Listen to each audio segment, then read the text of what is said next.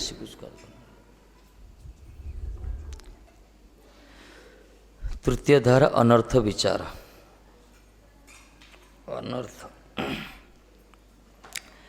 अनर्थ गोटे अच्छी अर्थ परमार्थ अनर्थ स्वार्थ अपस्वार्थ सब शब्द अच्छी ना। आम जो भजन जो क्रिया करछे ना आदौ श्रद्धा तत साधुसंग तत भजन क्रिया तापर अनर्थ। अनर्थ गोटे अवस्था एठी जो माने भक्त जो माने साधक जो माने एठी प्राय अटकी जाती। एठी श्रद्धा समय आसी श्रद्धा हला सत्संग कले साधुसंग कले साधुसंग भजन क्रिया चलला आपर अनर्थ ये भजन क्रिया द्वारा ही अनर्थ दूरीभूत हम। अनर्थ जो दूरीभूत न होइछि ताहले तापर जो होइछि निष्ठा रुचि आसक्ति भाव प्रेम आसोनी किछि। अनर्थ परवर्ती समय जो भजन से भजन रे स्वाद अच्छी टेस्ट अच्छी।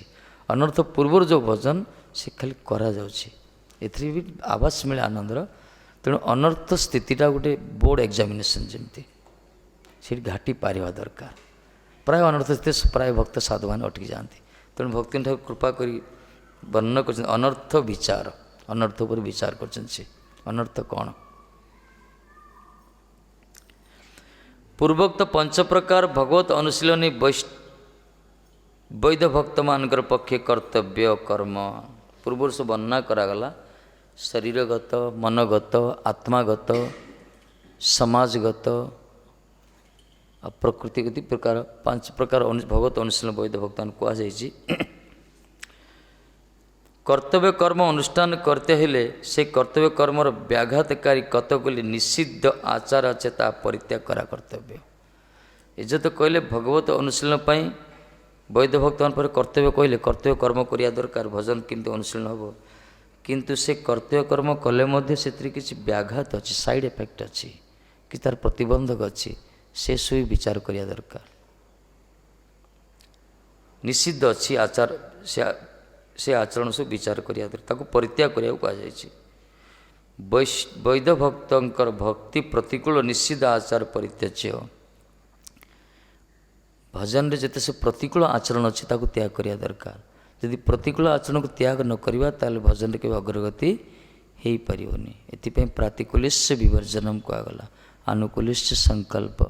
भजन रे प्रतिकूल वर्जनांगीकार त्याग करिया दरकार। तो निषिद्ध आचार 10 प्रकार कौन कौन सेटा हरिभजन तो करुचे वैध भक्त मान जो माने आम माने सब जो कर्तव्य कहगला ये भजन रे बाधा कौन कौन को प्रतिकूल सब कौन ताकू कोटा त्याग करिया कथा कहउछथि कौन कौन त्याग करियो। प्रथम है बहिर्मुख जनसंग। प्रथम आसला फर्स्ट पॉइंट बहिर्मुख जनसंग। कृष्ण बहिर्मुख जो माने असत्संग त्याग वैष्णव आचार दुर्जन परिहर्तव्य बहिर्मुख जनसंग। एथिपे जनसंगश्च कहगला लोल्यंच षड्वीर भक्ति विनश्यति कहते।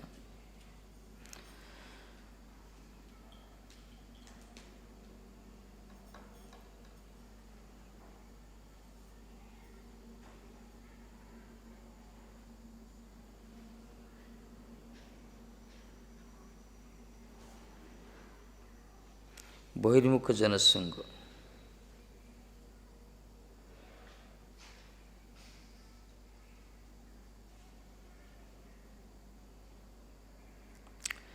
द्वितीयटा है अनुबंध। तृतीय हूँ महारंभादिर उद्यम। चतुर्थ बहु ग्रंथ कलाभ्यास व्याख्यावाद। पंचम हूँ कार्पण्य। 6 हूँ शोकादि द्वारा बशीभूत हवा। सप्तम हूँ अन्य देवतार प्रति अवज्ञा। अष्टम हूँ भूत सकल को उद्वेग दान। नवम हूँ सेवापराध नाम अपराध। दशम हूँ भगवत निंदा बा भागवत निंदार अनुमोदन बा सहायता। प्रथमे पढ़ियो गोटे गोटे तापर व्याख्या करिए बहिर्मुख जनसंघ कौन। ये जो बहि प्रथम जो कहले हरिभजन रे जो व्याघात सृष्टि करुच्ची जो जो आचरण सब से सब त्याग करिया दरकार। प्रथम बहिर्मुख संग त्याग करिया कहले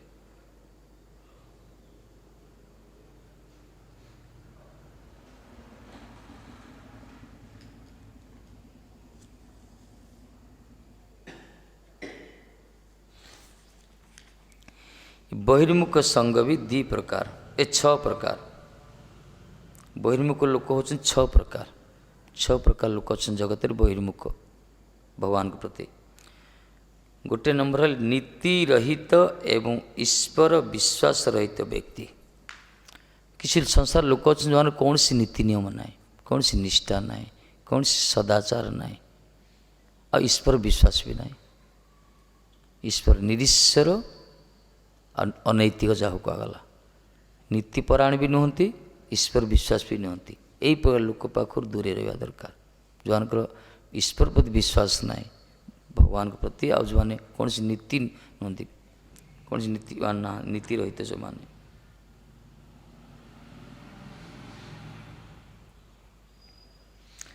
कहला शोका मर्यादा फिर भाव आक्रांत जस्य मानसम कथं तस्य मुकुंदस्य स्फूर्ति संभावना भवेत। जो माने शोकर जो अभिभूत होचंती, शोक मर्यादा आदि भाव आक्रांत, ये शोक मोह लोभ ये भितर जिते सब आक्रांत होचन जो माने, से प्रकार मनीष माने तांकर केवे हेले कथं तस्य तांकर मुकुंदस्य स्फूर्ति संभावना भवे, से मानकर केवे भी मुकुंद स्फूर्ति हवनी, भगवान प्रति तांकर स्मरण हवनी। जो माने शोकाभिभूत होचंती, आसक्त चित्त जो माने संसार प्रति स्वयं नीति तांकर कौन जीवन रे नीति नाई बा ईश्वर विश्वास रहित व्यक्ति। द्वितीय नंबर हले नैतिक अथच ईश्वर विश्वास रहित व्यक्ति। द्वितीय नंबर व्यक्ति जहाँ त्याग करिया दरकार, संग त्याग करिया दरकार, से माने नैतिक निष्ठावान थिबे, नीति बहुत हो तांकर, नीति बहुत आचरण आदि करते, विभिन्न प्रकार नीति नियम सदाचार सब रोते, किंतु ईश्वर मध्य विश्वास नहीं, ईश्वर विश्वास तांकर नहीं। माने प्रथम व्यक्ति बेला टिके उन्नत, प्रथम व्यक्ति कहला से नीति नहीं कि भक्ति नहीं, ईश्वर विश्वास नहीं, तांकर त्याग करियो तांकर संग। द्वितीय प्रकार गोष्ठी अच्छा जो नीतिवान थे, बहुत लोग नीतिवान अच्छा, पूरा शौच सदाचार पूरा सफेद सब कौन सब कार्य सब पूरा नीट एंड क्लीन सब किसी नीतिवान थे, मर्यादा भितर रोथे, किंतु ईश्वर प्रति विश्वास नथियो, से माने बहिर्मुख कहला। प्राय थे कर्मकांडी केते जानती, प्राय स्मार्थवादी माने कर्मकांडी स्मार्थवादी माने सब नीतिवान थे, किंतु ईश्वर को विश्वास नहीं ताकर। जदि ईश्वर उपासना कर निजर किसी स्वार्थ पाई भक्ति पाई नहीं। तृतीय होचंदी शेषर नैतिक, जिन ईश्वर को नीतिर अधीन बोली जानती, आउटला शेषर नैतिक माने ईश्वर को मत नियम अधीन कही दिखाते, जो मैंने कहते रामचंद्र भी दशा कर्म दशा पड़ी ना, से बण कले हासिता हासित कहले। यही प्रकार लोक कर्म माने भगवान मध्य कर्म अधीन को कर दियंती। कर्म फल दाता से नमांग कर्म फले स्पृहा नमांग कर्माणि लिंपति न कर्म फले स्पृहा कहते भगवान गीता रे। मु कौन कर्म लिप्त नहीं कि कर्म फल प्रति मोर स्पृहा ना। तथा किसी लोक अच्छा जो मैंने नीतिर को बेसी गुरुत्व दौरान कहते भगवान मध्य कर्म अधीन नीतिर अधीन। यही प्रकार शेषर नैतिक ईश्वर विश्वास कर ईश्वर जी सर्वेश्वर ये विश्वास तक ना, बर कर्म ईश्वर मध्य कर्म अधीन, ईश्वर भी कर्म अधीन। मर्त्य मंडले देह भी देवता हेले भी मरे, देवता सीना मृत्यु हम, ईश्वर मृत्यु ना ना, कि मैंने भगवान मध्य से भीतर टाणी नहीं जाती। रामकृष्ण गोटे कहते विचार सब तो गोटे, सब व्यक्ति सब गोटे, कि देवता जो गोटे उन्नत जीव यहाँ बुझीपार ना। मर्त्य लोक जो बेसी पुण्य कर्म कर देवता गोटे पोस्ट गोटे से प्रमोशन कराए, से सरला पुण्य सरला तौक आसवे। देवता गोटे उन्नत जीव, देवता लालित होती ये भारत वर्ष जन्म हाँ देवी धाम रे सत्संग सुविधा लाभ करने। देवता नाम अपि दुर्लभ हरिभक्ति कहुई। तेणु तृतीय प्रकार व्यक्तिर संग कर जो शेषर नैतिक, जी ईश्वर को भी नीतिर अधीन बोली जानती। आ चतुर्थ प्रकार व्यक्ति ଯାହାଙ୍କର ସଙ୍ଗ ପରିତ୍ୟାଗ କରିବ, ମିଥ୍ୟାଚାରୀ ବା ଦାମ୍ଭିକ, ଯେଉଁମାନେ ମିଥ୍ୟାଚାରୀ, ଯେଉଁମାନଙ୍କର ମିଛ କହିବାଟା ଗୋଟେ ସ୍ୱାଭାବିକ ପ୍ରବୃତ୍ତି, ଆଉ ଯେଉଁମାନେ ଅହଙ୍କାରୀ ହେଇଥାଏ, ଦାମ୍ଭିକ ପୁରା, ଏଇ ଲୋକ ଯାହାଠୁ ଦୂରେଇ ରହିବା ଦରକାର। ଭଜନ ହେବନି ଏ ଦାମ୍ଭିକ ଲୋକମାନଙ୍କ ପାଖରେ ରହିବ ବୋଲି। ମାନେ ଏମାନେ ହେଲେ ବୈଡ଼ାଳ ବ୍ରତିକ, ବିଡ଼ାଲ ବ୍ରତିକ, ବିରାଡ଼ି ବୈଷ୍ଣବ ଯାହାକୁ କୁହାଗଲା, ବିରାଡ଼ି ବୈଷ୍ଣବ, ବୈଡ଼ାଲ ବ୍ରତିକ, ପୁରା ତୁଳସୀ ମାଳି ଫାଳି ପକାଇଦେଲା ବିରାଟଟା, ତିଳକ କରି ବସିଲା। ବିଡ଼ାଲ ମାନେ ବିରାଡ଼ି ବିରାଡ଼ି, ଗୋଟେ ବିରାଟଟାକୁ ମୂଷା ମିଳିଲାନି, ସେ ଯୁଆଡ଼େ ଗଲେ ମୂଷା ସବୁ ଲୁଚିଗଲେ, ତାକୁ ଖାଦ୍ୟ ପାଇଲାନି। ସେ ଦେଖିଲା ବାବାଜୀ ହେଇଗଲେ ବହୁତ ବଢ଼ିଆ ହେବ, ସେଥିପାଇଁ କ'ଣ କଲା, ବଡ଼ ବଡ଼ ତିଳକ କଲା, ତୁଳସୀ ମାଳି ସବୁ ମେଞ୍ଚେ ପକାଇଦେଲା, ବସି ପଡ଼ିଲା ଗୋଟେ ଛକରେ ବସିକି ଖାଲି ରାମ ରାମ, ଯାହା କିଛି ତାର ମନ୍ତ୍ର ଜପ କଲା, ଯାହା ହେଉଛି ସବୁ ଧୀରେ ଧୀରେ ପଶୁ ଛୋଟିଆ ଛୋଟିଆ ପକ୍ଷୀମାନଙ୍କର, ମୂଷାମାନଙ୍କର ଭୟ କଟିଗଲା। ସବୁ କହିଲେ ଇଏ ବାବା ସାଧୁ ହେଇଗଲା। ପାଖକୁ ଆସିଲେ, ଟିକେ ଟିକେ ଦୂରି ସେମାନେ ଗ୍ରାସାସ୍ୱାଦନ କଲେ, ତା ପାଖକୁ ଆସିଲେ, ତା ଉପରେ ବି ଡ୍ୟାନ୍ସ କଲେ, ନୃତ୍ୟ କଲେ। ବିରାଡ଼ି କିଛି କହିଲେ, ସେ ତ ବୈଷ୍ଣବ ହେଇଗଲାନି। ସମସ୍ତଙ୍କର ବିଶ୍ୱାସ ଆସିଗଲା ବିରାଡ଼ି ଗୋଟେ ବୈଷ୍ଣବ ହେଇଗଲା। ତାପରେ ତାର ବାପା ମା' ମାନେ, ମୂଷାର ବଡ଼ ବଡ଼ ବାପା ମାନେ କହିଲେ, ବାବା ଛୁଆ ଯାକୁ ଲାଗିଲା? ଏ କହିଲା ହଁ କିଛି ଭୟ ନା, ମୁଁ ଅଛି। ତାପରେ ଧୀରେ ଧୀରେ ସେ ଏରିଆରେ ଯେତେ ସବୁ ବଂଶ ଥିଲା, ମୂଷା ବଂଶ ଲୋପ କଲା, ଖାଇଲା। ବାହାରକୁ ସାଧୁର ବେଶ, କିନ୍ତୁ ଭିତରେ ତାଙ୍କର ସବୁବେଳେ ଇନ୍ଦ୍ରିୟ ତୃପ୍ତିର ସ୍ୱାର୍ଥ ସବୁ ରହୁଥିବ। ଏମାନଙ୍କୁ ବିଡ଼ାଲ ବ୍ରତିକ କୁହାଗଲା, ବିରାଡ଼ି ବୈଷ୍ଣବ, ବୈଡ଼ାଲ ବ୍ରତିକ। ଆଉ ଗୋଟେ ବକ ବ୍ରତିକ, ବକ ମାଛ ଖାଏ, ଓ କିରକମ ବସେ ଜାନେ ନା, ଧ୍ୟାନ କରେ, ବାପରେ ମୁନି ପୁରା ଏକାଗ୍ର ନିନିଧ୍ୟାସନ, ମାନେ ହିମାଳୟରେ ଗିରିକନ୍ଦରରେ କଳ୍ପ କଳ୍ପ ଯୁଗ ଯୁଗ ଧରି ମୁନିମାନେ ଯେମିତି ବସନ୍ତି ନା, ଚକ୍ଷୁ ବନ୍ଦ କରି, ଏ ବକ ଧ୍ୟାନ ବ୍ରତି କେତେ ଅଛନ୍ତି, ସେମାନେ ବସି ପଡ଼ିଥିବେ ପୁରା ପଟା ପଟା ତିଳ କାଢ଼ି, ଆଖି ବନ୍ଦ କରି ମୁଦ୍ରାରେ ବସିଥିବେ ପୁରା, କିନ୍ତୁ ଧ୍ୟାନ କରୁଥିବେ। ମନଟା ଥିବ ଲୋକଙ୍କୁ କିଛି ଆଦାୟ କରିବା ପାଇଁ, କିଛି ମାରିବା ପାଇଁ, ସେ ନିଜର ଇମେଜ୍ ଗୋଟେ ତିଆରି କରନ୍ତି, ସେମାନେ ନିଜର ଏ ପ୍ରକାର ଗୋଟେ ଭାବ ତିଆରି, ପୋଜିସନ୍ ତିଆରି କରନ୍ତି, ଲୋକଙ୍କର ମାନସପଟେ ସେମାନେ ପ୍ରଭାବ ପକାଏ ଯେ ମୁଁ ଗୋଟେ ବୈଷ୍ଣବ ବା ସାଧୁ, ମୁଁ ଗୋଟେ ଭକ୍ତ, ଗୋଟେ ଲୋକଙ୍କୁ ଶୋଷଣ କରନ୍ତି। ଗୁରୁ ଶିଷ୍ୟ ଥିଲେ, ଗୁରୁଟା ଠକଡ଼ା, ଶିଷ୍ୟଟା ବସେ ଠକ, ଗୁରୁଙ୍କର ଶିଷ୍ୟ କ'ଣ କରିବ? ଗୁରୁ କ'ଣ କଲେ, ସେଥିରେ ଶିଷ୍ୟ କହିଲେ, ଗୋଟେ ବଜାର ଚାଲିଛି, ମାର୍କେଟ ଚାଲିଛି, ହାଟ ହେଉଛି, ଗୋଟେ ଯାତ୍ରା ହେଉଛି।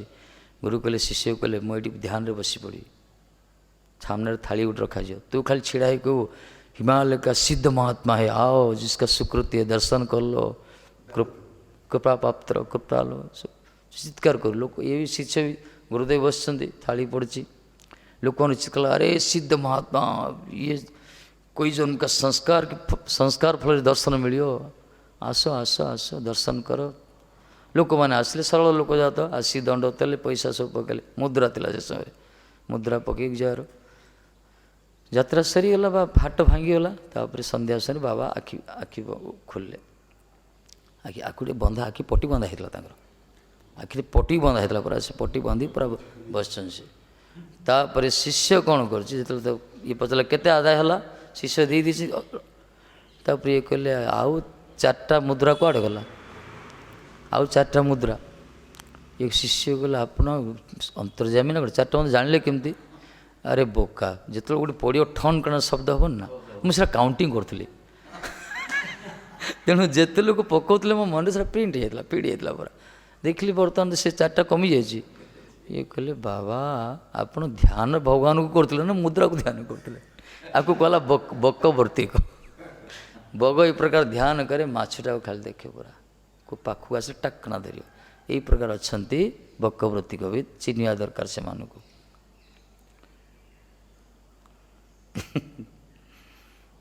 ये प्रकार केते दंभाक्रांतश्चरज्यात सदाचार व्रतैव स्वार्थैक साधक ही आढ़ मुनिवेश नटैव। निजर स्वार्थ पाई मुनिवेश धारण कर नाटुआ भाया, रंगमंच रे नाटुआ मान नाट वेश धारण कर मद पीउथ कि नारद वेश पड़े, बीणा धरी स्टेज को पड़ा आस। यही प्रकार किसी ठक लोक अच्छा जो मुनि वेश वैष्णव वेश निजर स्वार्थ पाई सब चेष्टा कर, भीतर दंभ थी, हाँ बड़ वैष्णव कपट वैष्णव ए सब सब जगत अच्छे न तक प्रभुपाद किसे वैष्णव तुम्हें प्रभुपाद बढ़िया लगे से प्रतिष्ठार तरे निर्जन घरे तब हरिनाम केवल कहीतव तुम्हें किसे वैष्णव से अर्थ दंभा का आक्रांत सदाचार रतैव से सदाचार करुथे किंतु दंभ थी दंभ अहंकार सब थी कि स्वार्थ पर से मुनिवेश धारण करते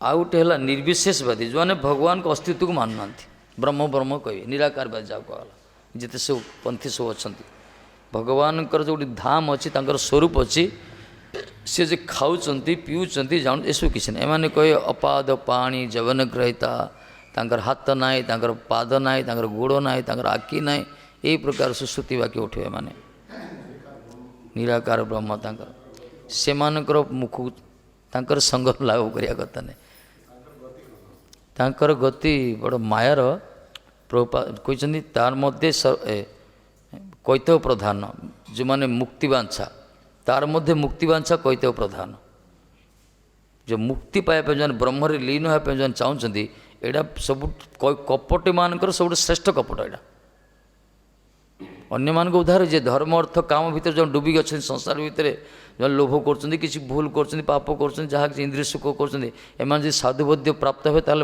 उद्धार हो किंतु जो मैंने संसार असारत को उपलब्धि कर भगवान को विश्वास न करी भगवान गोटे बाह्य ज्योति ब्रह्म भीतर लीन चाह निजे ब्रह्म साजुज्य होगा चाहते से उद्धारटा बड़ कष्ट तांक गति दुर्विश्वास को जीवन टेस्ट ही ना रस ही किसी ना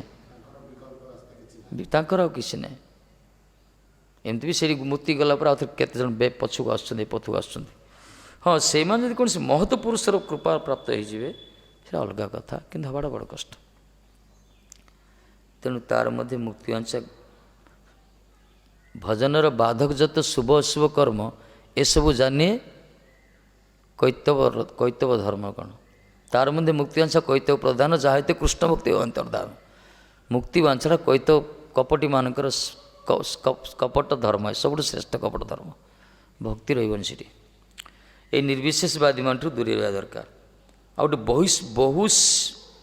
बहिश्वरवादी बहु ईश्वर को जन मानुंट आ दुनिया बहुत ईश्वर अच्छा केते ईश्वर अच्छा विभिन्न प्रकार जाऊ ताऊ ईश्वर कहे दरकार पड़े निजे निजे गोटे ईश्वर तैयारी करदे मनीषा को त्याग करिया दरकार से लोक मान पाखु से लोक मान संग लाभ कले भजन रे उन्नति हेनी तेणु कहले परा बहिर्मुख जन 6 प्रकार प्रथमे कहले बहिर्मुख लोकर संग त्याग ये 6 प्रकार लोक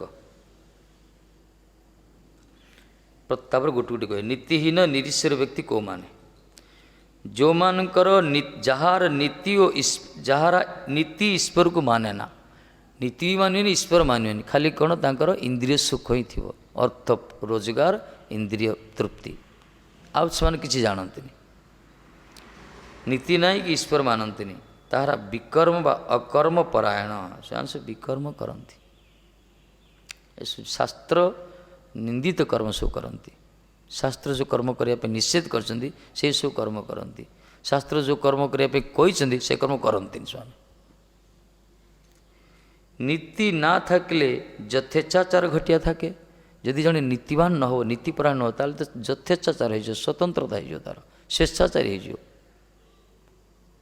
नीति आमर पूर्वश्री नीति कहते ना सूर्योदय पूर्व गात्रोत्थान करिया दरकार स्नान हबार दरकार सूर्य नियम हो सकाळु संध्यार भगवत आराधना उपासना करिया दरकार भोजन पूर्व हस्त मुख्य सब प्रक्षालन कर भोजन करियो सब विभिन्न प्रकार सब आम वैदिक नीति नियम से रखाई ये सब पालन कर किसी लोग किसी मानुना सब किसी बड़ मान समूह केमती कथा हे मंदिर कि प्रकार कथोपकथन दरकार सभा मध्य केमती कथा हे तार सब नियम नीति नियम रही सब ये सब कहीं मानुना से स्वेच्छाचार यथेच्छाचार निज इच्छा जहाँ ता कहे ନିଜ ଇଚ୍ଛା ତ ସେମାନେ କାହା କଥା ମାନିବେନି, କେଉଁ ସାଧୁର କଥା ନାହିଁ, ଗୁରୁର କଥା ନାହିଁ, ଶାସ୍ତ୍ରର କଥା ନାହିଁ, ବଡ଼ର କଥା ନାହିଁ।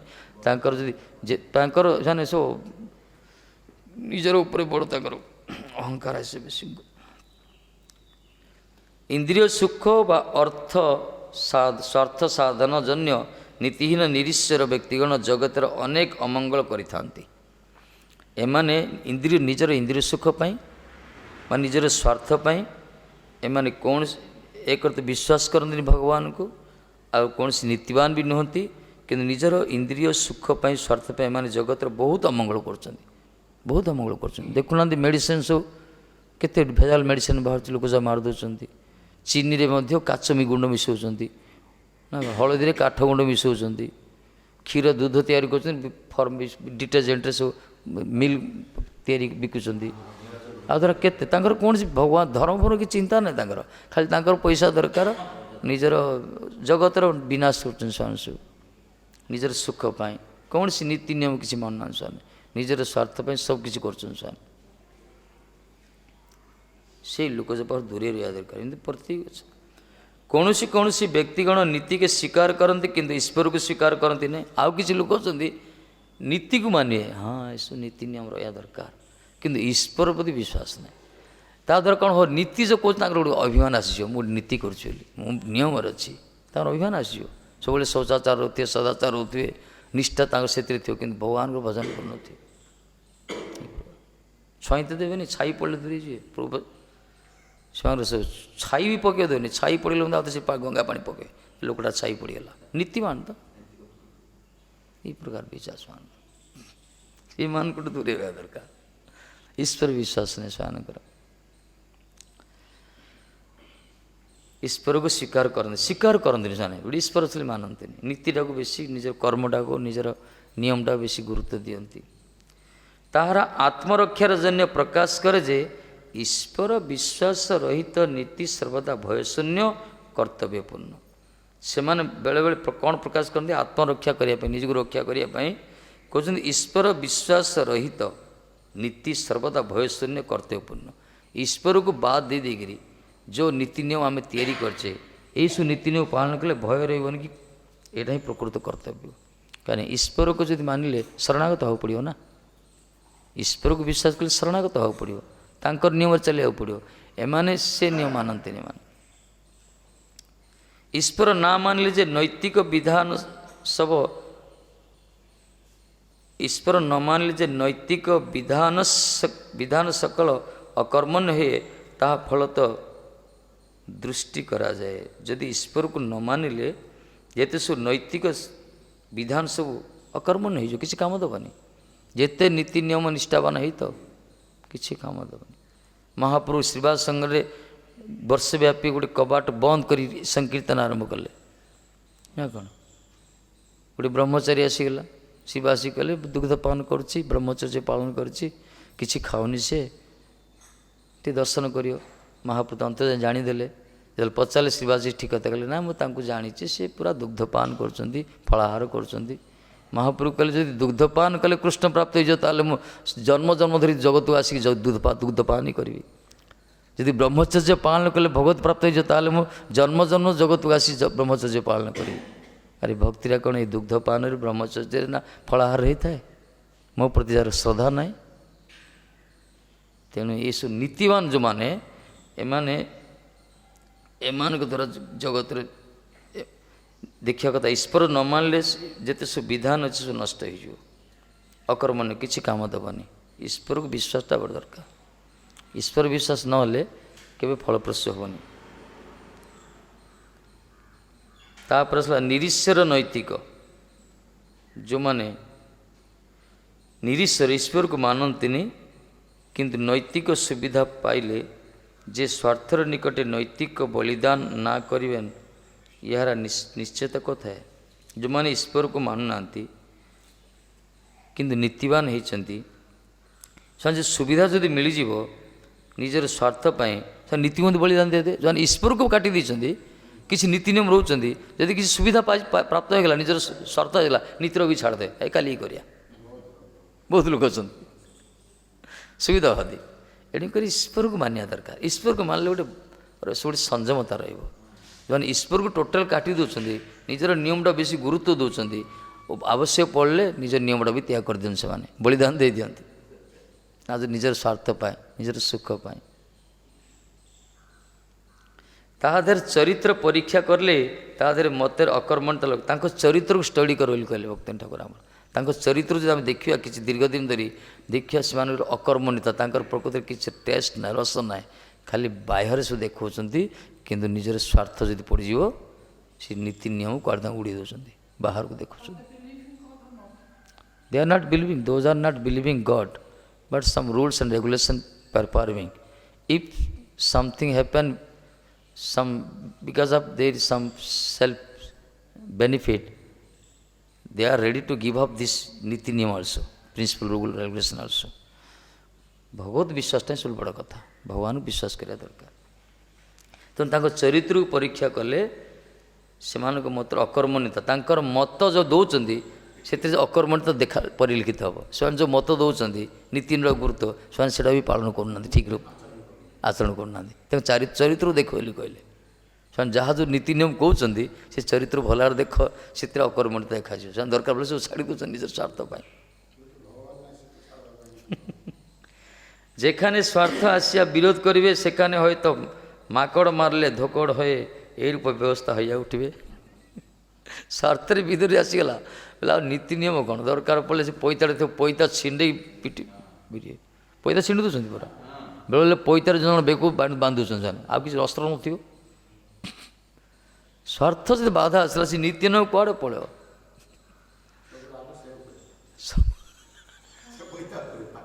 ତାକୁ ଚିନ୍ତା ଦେ ଏଇଟା କି ନିୟମ ସେମାନଙ୍କର।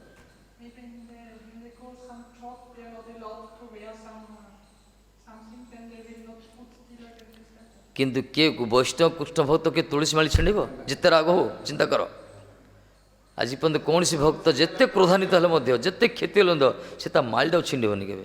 କିନ୍ତୁ ଏ ଉପବୀତଧାରୀ ଯେଉଁମାନେ ଜାଣିନାହାନ୍ତି ଈଶ୍ୱର ଧର୍ମ ବିଷୟରେ, ଅବିଜ୍ଞାନ ଯେଉଁମାନେ, ସେମାନେ ଦରକାର ପଡ଼ିଲେ ଛିଣ୍ଡି ରାଗ କ୍ରୋଧାନ୍ୱିତ। ଆମେ ଦେଖୁଛେ ପ୍ରାକ୍ଟିକାଲ ହେଉଛେ, ଏସବୁ ନୀତି ମଧ୍ୟ ଛାଡ଼ି ଦିଅନ୍ତି ସେମାନେ।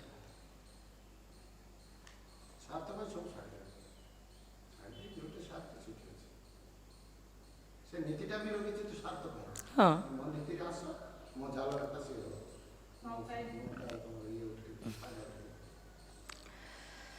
सब तो नियम भितर चलते ना, ये सब नियम। सकाल उठा, मंगला आरती करिया, गायत्री करिया, जप करिया, ये सब नियम है। सब ये जी मानवनी बा मानु थो करू थो कि भगवान विश्वास नथियो लाभ किसी ना। तेणु भगवान विश्वास करिया दरकार, नीति नियम भितर रहा दरकार, सेटा ठीक होगा।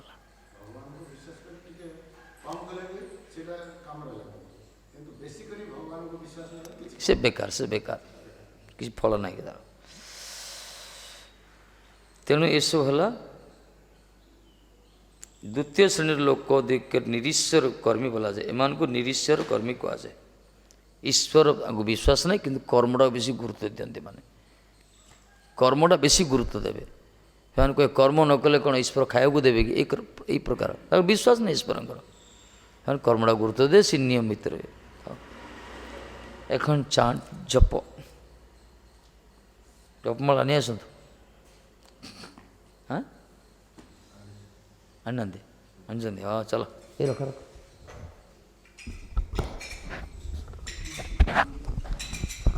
जप सरला पर तो प्रसाद 9टा बंद जप 9टा 1.5 घंटा कथा लेट हो गला 16 माला